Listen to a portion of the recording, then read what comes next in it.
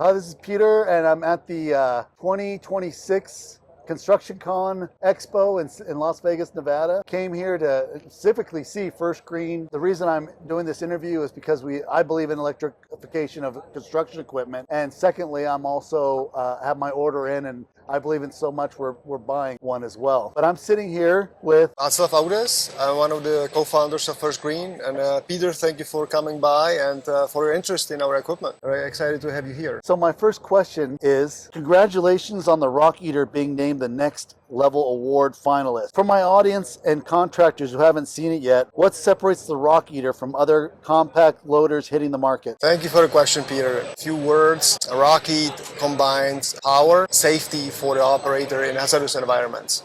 So if you are looking to work low clearance environments and want to lift high weights, you are best positioned to use the Rockeat because the operator can do that with the remote control from a safe distance without going and taking the risk of being injured or harmed. That's perfect. It's an amazing piece of machinery in the fact that it's modularly constructed. I mean, correct me if I'm wrong. That's correct. I mean, this is my modularity. I did tons of research before I bought the machine, and it was just a fantastic on the idea that it's so simple to fix if you had to fix it, but the fact that you don't have to do regular maintenance, except for a few things of, greasing the parts, it's virtually a maintenance-free machine, in my opinion.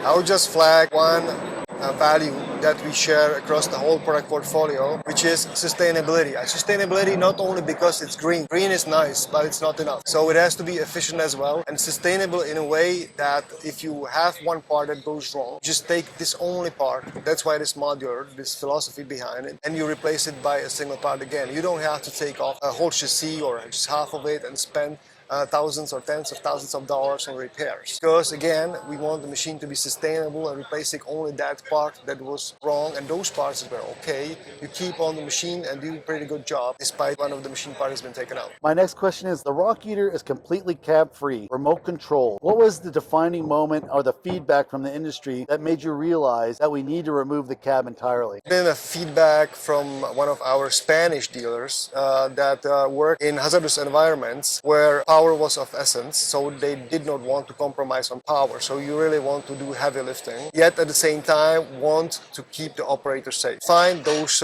2 points where they did not want to compromise, and our R&D team has put itself on work and delivered the Rock. Feedback from a concrete customer, from a concrete use case where we deliver the machine, not compromising on the key. How does the Rockeat teleportation system change the game for operator safety, especially in hazardous environments like demolition or mining? Teleoperation is a great topic.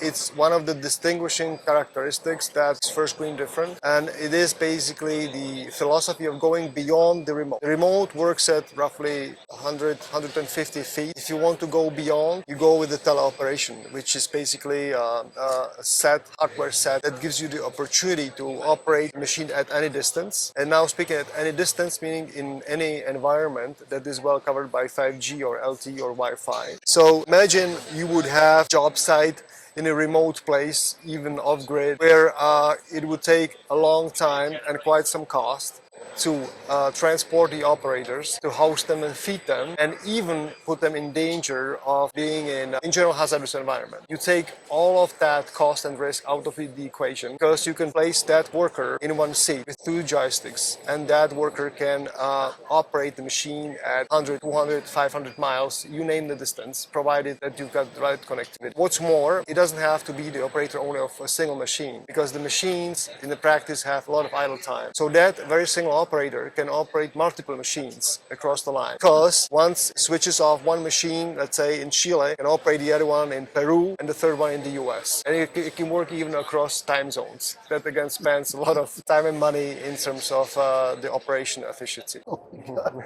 That's fantastic. All right, the next question. The Elise 900 was a pioneer for the world's first fully electric skid steer. Now that you're on the newest generation, what are the biggest upgrades that you made in the powertrain or battery base, and what is the world little feedback on that. So the 900 worked with a battery that filled more or less a shift between 4 to 6 hours, depending on the job site, or job type that you are doing. The bigger machines, the 1200, which has been one of the successors of the 900, or not successor, but the complementary machine to the product line, can lift higher, lift heavier weights. And the 700, which is the machine right below, which is another upgrade of the 900, is a narrower machine. So there again, if you need to go into stretchy environment, you typically go for the 700. These were the considerations behind lifting more. Comes all down to the center of gravity that we receive thanks to the weight of the battery. I think the chemistry has also been upgraded, because I know, because I ordered the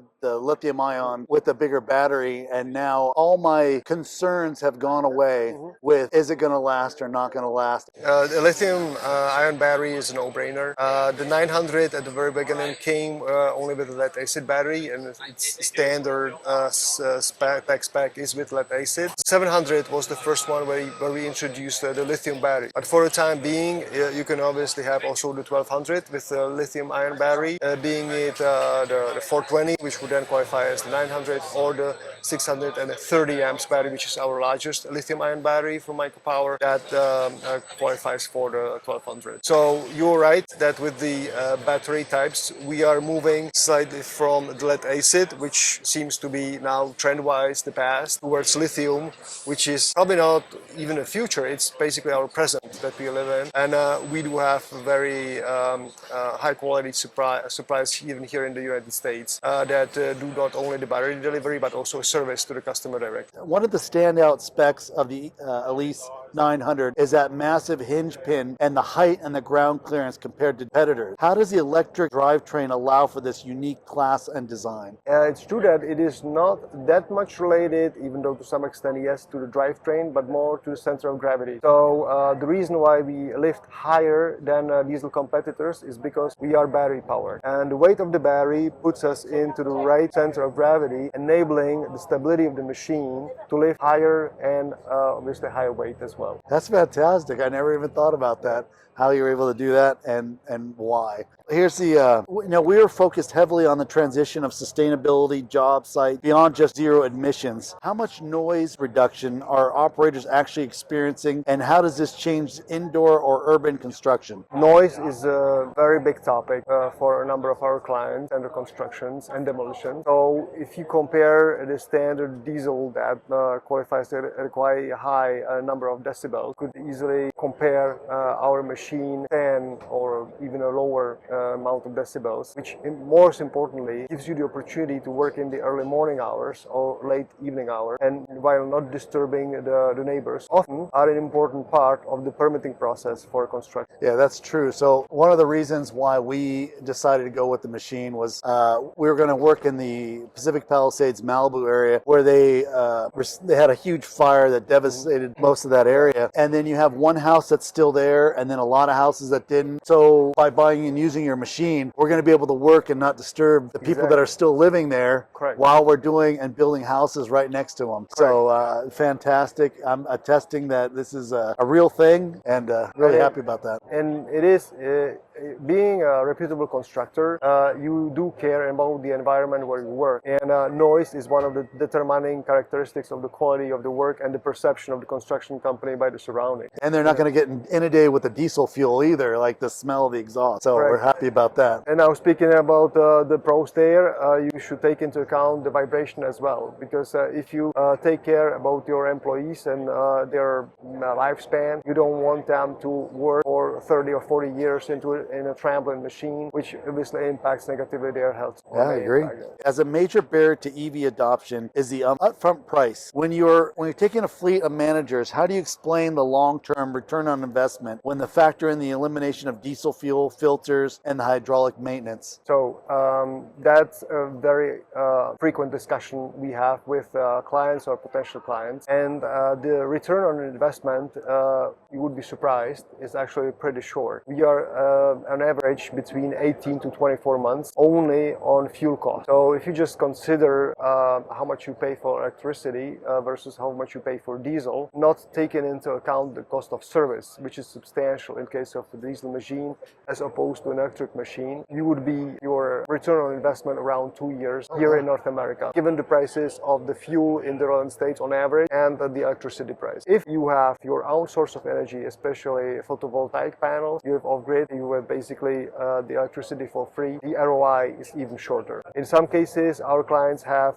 the generation of electricity, like the sawmills, for instance, as a side product of their main core business. And in those cases, the ROI is just fantastic because they're running the machine, they're charging the machine for free, and they are saving costs on the service. So we do have a very detailed model where we use actually live data from concrete use cases, and we are able to calculate the return on investment to every single end user, depending on it. What is also an interesting future, and that's going to come right after CONEXPO actually, we will be able to offer the machine without the battery, while the battery will be financed on a leasing basis contract by an external financial institution. And at the end of the lease, the customer will have the option either to buy the battery or leave it to FGI. So we would commit as the OEM to buy back the lithium battery and basically give it a second or even a third life. Wow, that's fantastic. I'm coming back to the value of sustainability, which is so important to us, but also price and budget-wise, it plays a huge role because you are buying the machine without the battery basically at the same price as a diesel machine, which you also buy with an empty tank, right? And